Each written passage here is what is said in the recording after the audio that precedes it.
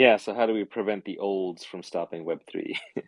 Um, Look, it's just the nature of humans that, actually Douglas Adams, the late great Douglas Adams, author of The Hitchhiker's Guide to the Galaxy, said this brilliantly.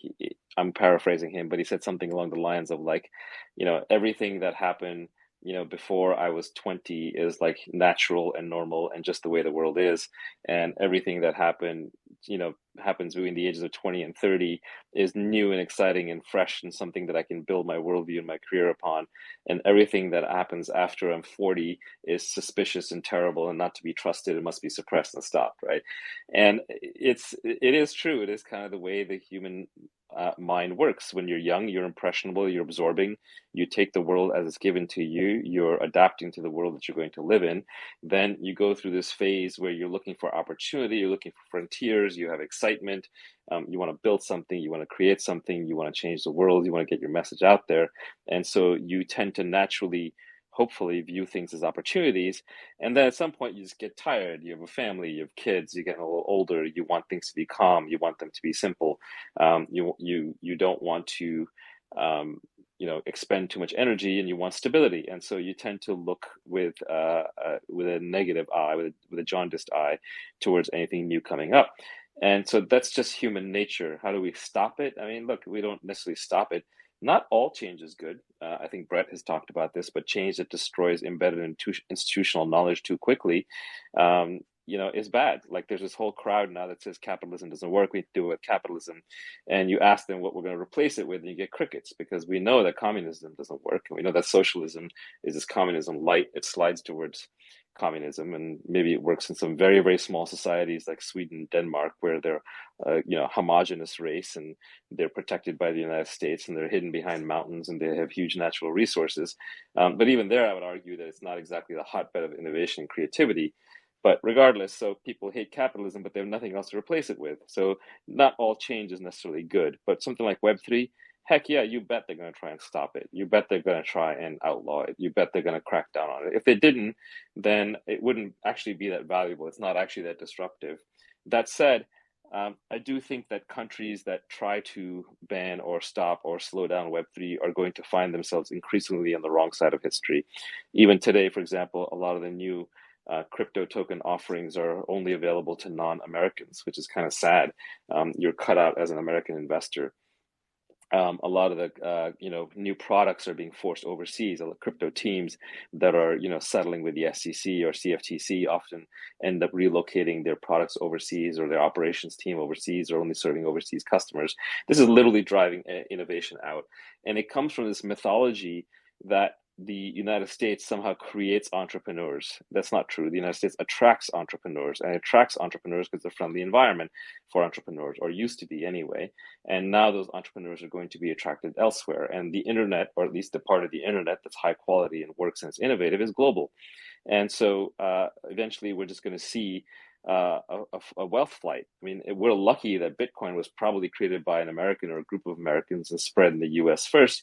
But if the next Bitcoin or the next ETH is created in some other part of the world, we're going to watch those other countries become rich. And by the time we figure out that they're at the forefront of knowledge creation, it will be too late. There's nothing that guarantees that the United States will stay at the forefront of human history.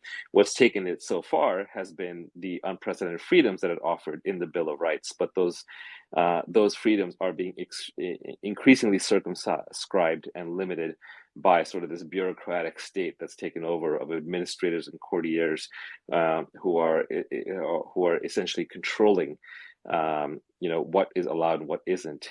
People like the SEC and the CFTC and all these three-letter agencies, these are just cops by another name who make rules, put people in jail, throw people, take people to court, and even worse, they don't necessarily even try them. They basically use their influence with banks and lawyers and scare tactics to clamp down innovation.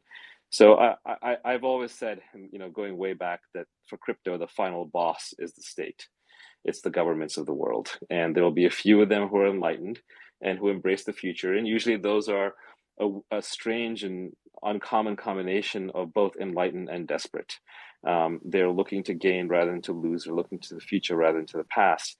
And unfortunately, I think most of Western societies now are sort of entering their decadent empire stage, which can be a great and fun place to hang out. I'm sure Rome on the Decline was a blast, but it's not necessarily the place where the frontier thrives. It's not the place where innovation happens. One of the more interesting things I've seen is there's been an exodus from San Francisco during the pandemic, partially due to the pandemic, but partially due to their horrible governance with just an awful DA who won't prosecute crime and a board of education that doesn't believe in education and so on, and just a huge homelessness problem that's just multiplied and multiplied, and basically unparalleled single party rule, which is never a good idea, whether it's left or right. But in this case, it's harsh left, and um, as I've seen San Francisco crumble, eventually I think people will start coming back. The network effect there is very powerful, unfortunately in this case, but it's hard to argue with reality. But I have noticed that the crypto teams are gone, like the crypto innovation, even to the extent that you could have argued 2 years ago it was a struggle. Yes, the majority of crypto innovation was outside of the San Francisco Bay Area, but a large chunk of the high quality companies were coming out of the Bay Area, and that ranged from regulated ones like Coinbase to dexes like DYDX and even Solana and Phantom, and a lot of these things were built and operated out of the Bay Area. But now I think it's very clear that very few crypto companies in their right mind are going to start in the San Francisco Bay Area, let alone the United States. In the United States, let alone the San Francisco Bay Area. So I do think the crypto genie's out of the bottle. Web3 innovation is going more and more global, or certainly going, cross city, and that's not going to come back. And I don't think the actions of regulators are going to be helpful. I'm a huge fan of divided government and gridlock, honestly, because I view government as being good at a few things around public goods like national defense and roads and that kind of stuff. But mostly what we spend money on is not that. And the huge number of laws that we pass as soon as something becomes interesting means that we restrict the frontier, we restrict the opportunities, and we sort of freeze innovation. And that's why there's been, Peter Thiel famously asked, like, where are my flying cars and rockets?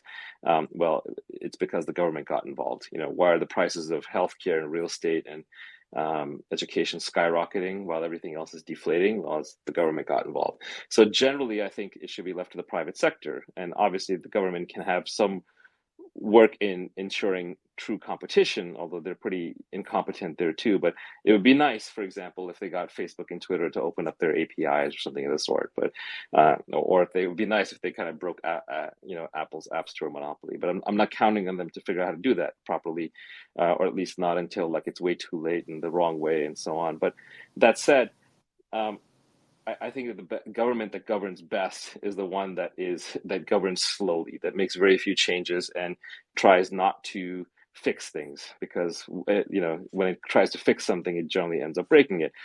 Look at the TSA regime that we live under now, the Transportation Safety Authority, now the new medical industrial complex. We're probably going to be wearing masks on airplanes for a really long time. Air travel just gets slower and slower. Anyway, this is not meant to be a polemic against government, but I like divided government, and because then it gets out of the way and it lets the private sector innovate.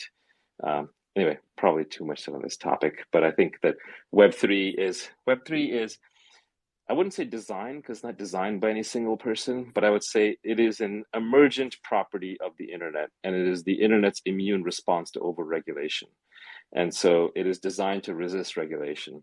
And the governments that try to overregulate Web3 will find that it slips away from them and it takes its massive wealth creation and innovation elsewhere. And the US is no longer the default place where innovation is going to happen in Web3. The default place for innovation in Web3 is the internet, and the internet is everywhere.